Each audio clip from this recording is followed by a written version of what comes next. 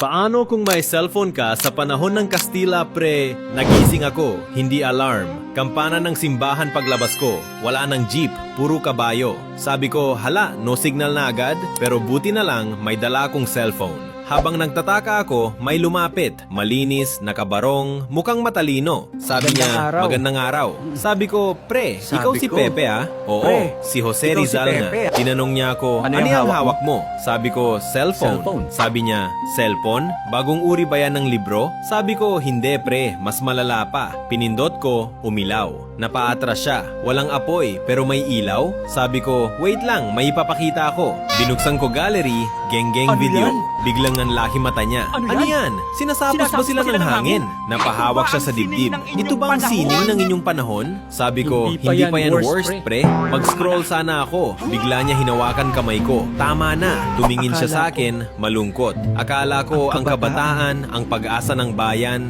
pag-asa ng Pero bayan. ngayon, hindi na kabataan ang pag-asa ng bayan. Sabay walkout si Pepe, ako naiwan. Naka-open pa rin yung geng-geng. Sabi ko na lang, pre, uninstall ko na FB ko.